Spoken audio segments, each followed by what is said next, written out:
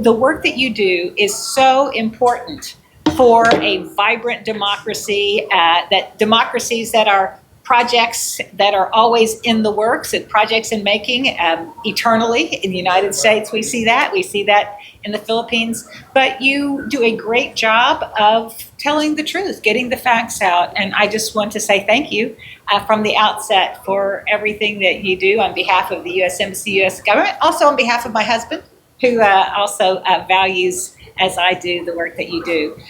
We're very happy to be here at MinBizCon to see and to hear about the opportunities in the region for trade and investment. Of course, the United States has a long tradition in this region. I was blown away by the fish port today to see that legacy that the U.S. contributed, the USAID, to that infrastructure development together with Japan. The airport, when I arrived, I was shocked to learn that it dates back to the 90s. It looks new. You really have kept up it's hard to maintain airports at that level. So it's beautiful infrastructure projects that were developed decades ago that still provide the backbone, including roads, important for connectivity, important, as we saw that fish catch, to load that up, get that to market, and to much of it to the United States. I have to say, I had always heard about yellowfin tuna. You go, it's on the menu.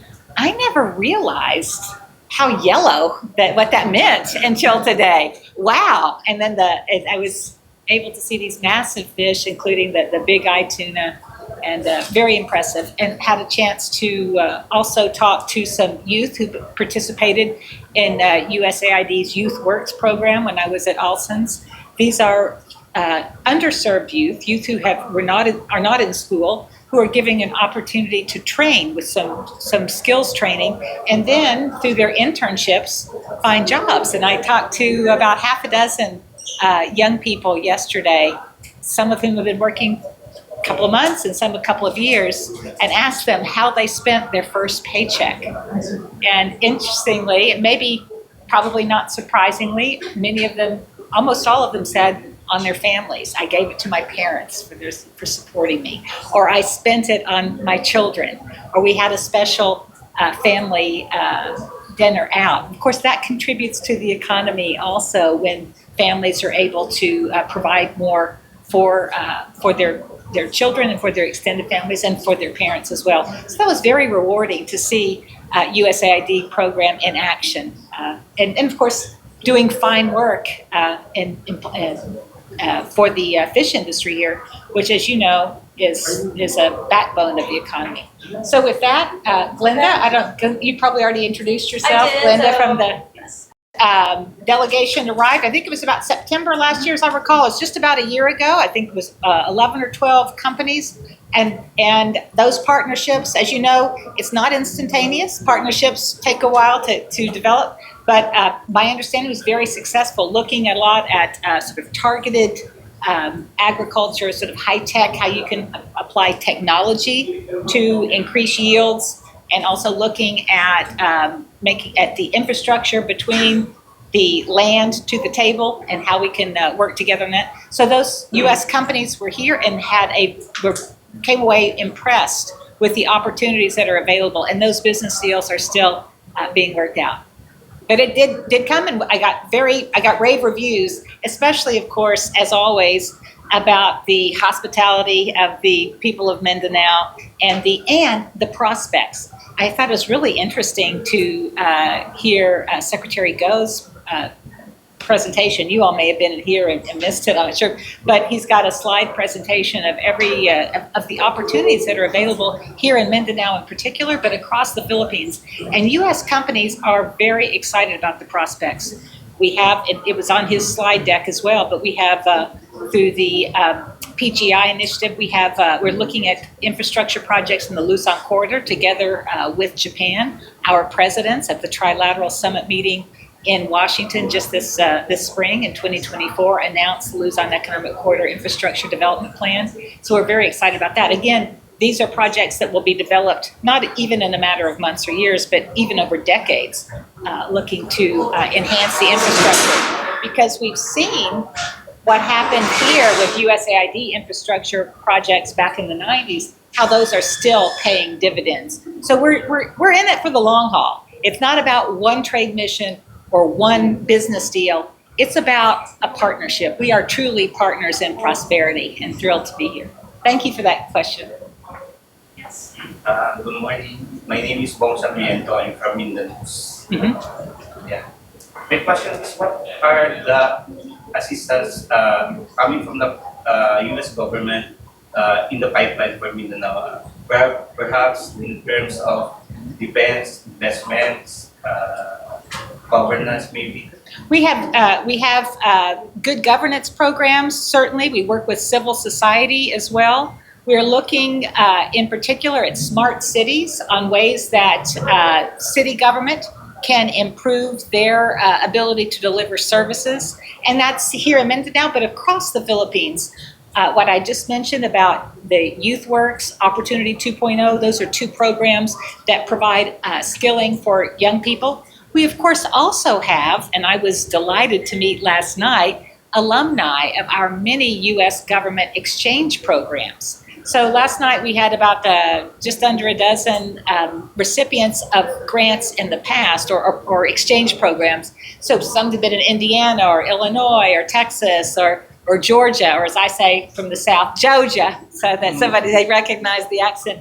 These are young people who go and have that formative experience that they then, as leaders, come back and apply their leadership skills that they've gleaned with an international exposure, and in particular to states in the United States, and so impressed with what they're doing. So again, investments in assistance programs have multiplier effects in terms of those who receive the exchanges. So one person has a library, a lending library for school children, completely free of charge in an indigenous population and region of indigenous people. So just really fascinating what they're doing. Environmental programs. We have a lot of programs through USAID in environmental programs as well. Really too many to talk about, but we can get you a fact sheet on that as well of some of the specifics that are ongoing. Someone else? Yes. Good morning. I'm Abel Sal from Jensen is online. We had ambassadors visiting the city for the longest time, and we're happy that you're here. To meet the people of Mindanao. My question is actually in relation to the Mindanao right now, but with regard to the travel advisory that has been put for different cities in the island. My question would be related to the U.S. State Department, the U.S. Embassy's role in trying to advise the State Department and how these are handled. Thank you for asking that question. The Department of Consular Affairs in the State Department oversees the advisories globally. And they have a matrix or a template, or it's data driven. They take information from police reports and everything else, from our American Citizen Services sections at U.S. embassies overseas. If you need a passport, you go to American Citizen Services. If your passport gets stolen, you go to American Citizen Services. Okay. So they have data at the State Department's Bureau of Consular Affairs that take into account all the data from American Citizen Services requests that would include if you're the victim of a pickpocket, for example, in London or something like that. So they gather all of that data, and it's on the basis of the data that the State Department's Bureau of Consular Affairs makes those determinations. It is not a determination that we at the U.S. Embassy get to make. However, we have a vested interest in ensuring that they get the best data possible, including when there's improved data. And certainly in this region, that's what we have seen. And we have, over the course of the past year, lifted restrictions in certain parts of Mindanao. Davao is now available for people to travel to. And we will continue to actively look at that through our contributions back to Washington that they will take into account as they do other data that they pull from international information that's available. So certainly that is something that it's not static. It's not as if once it's done, it has to last 6 months or 3 years. It's not a term of office or anything. It's not required that it be written in stone. So we are always evaluating that and looking to, wherever possible, provide opportunities for American citizens to thrive. There is no greater priority that we at the U.S. Embassy have overseas than the safety and welfare of U.S. citizens, whether they're living or traveling. And we know that a number of Americans choose to live in Mindanao, so that's a vote of confidence right there. And since it's you're here, safe and sound, that means it's safe. But now? And since you're here, Well, safe and sound, I am certainly having a wonderful Would love your time. recommendation. Thank you very much. I cover the 16-day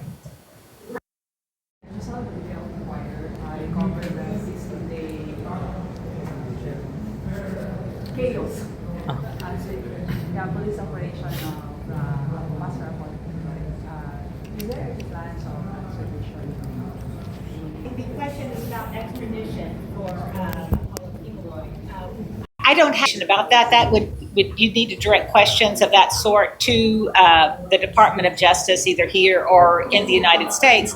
But certainly it's a matter of record that he is wanted for crimes committed in the United States. He's on the FBI wanted list. So certainly that exists.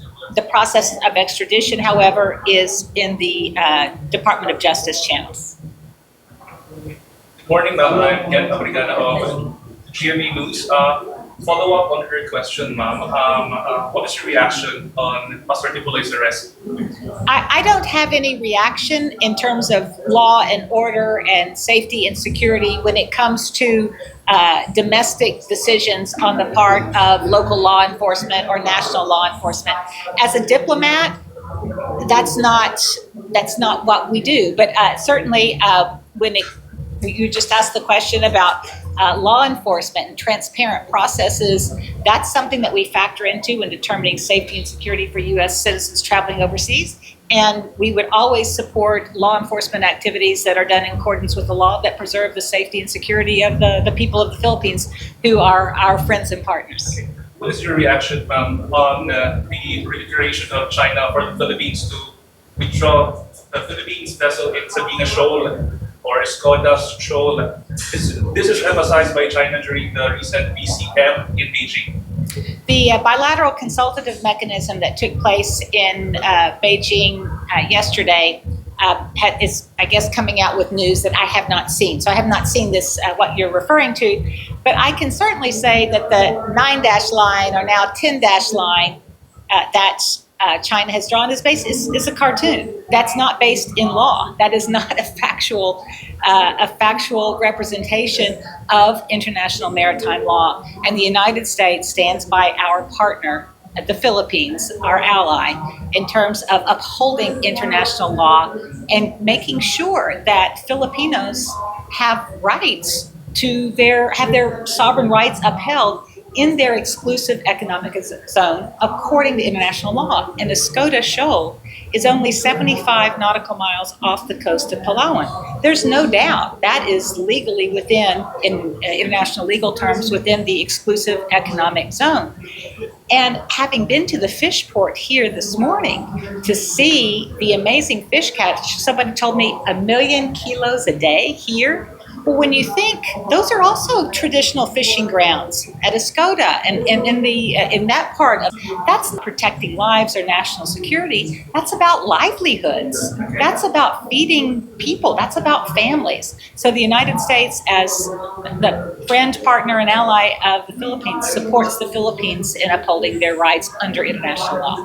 Okay, well, actually, I want to get more people. Okay, sorry. Legal ramifications of every extradition request are quite complex, which is why it is not in my purview to discuss it. We leave that to the Department of Justice, to our legal authorities between the United States and the Philippines to work out whatever decisions need to be made to comply with, if it comes to that, the extradition request. But certainly, the U.S. and the Philippines do have an extradition treaty, and every year there are extradition requests that are honored in both directions. Definitely, the US will seek for We'll go to the back. We have time for two more. My name is Kathy from the Philippine Community Agency. Let's go development. I just want to request Her Excellency about programs of the U.S. government for government employees, and also it seems that seldom that we heard about how easy it is that for government employees to access your scholarship program. How are we going to apply it? Types of exchange programs. There is, for example, the Fulbright program, the Eisenhower program, the International Visitor Leadership program, some that are shorter, some that are longer. We have the Waisili Exchange program, Young Southeast Asian Leadership Initiative. So these programs are widely available, information about them widely available online. So if you were to Google U.S. Embassy Philippines exchange program opportunities, I'm sure you would find, take you right to our website and find all that information. I asked yesterday in that same question with last evening with the young people. And of course, I'm 65. Everybody's young to me, but anyway, with the young people who had participated in these programs, I said, "How did you find out about it?" And they said, "Oh, it's very well known. Everyone knows." And one person said he applied 5 times and he was really lucky. He said, I said, "You weren't lucky. You showed perseverance. You showed dedication. You had grit, determination." I'm impressed. But my point is, information is widely available. They're highly sought after.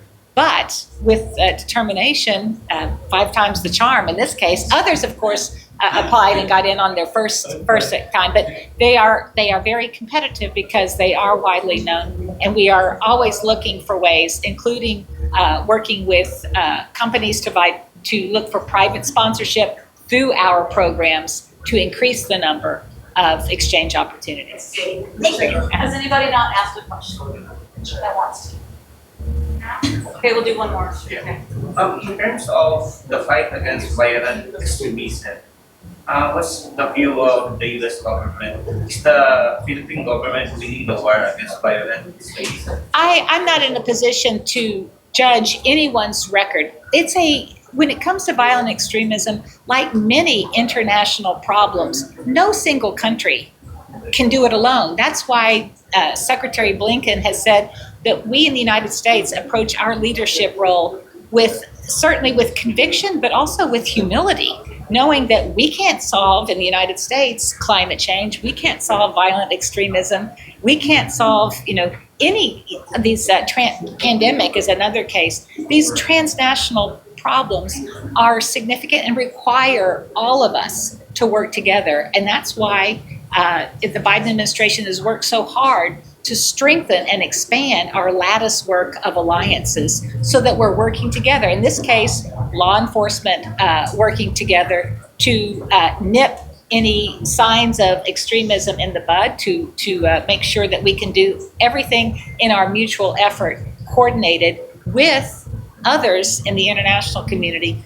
to combat the scourge of extremism. But I'm not in a position to give a grade or a report card.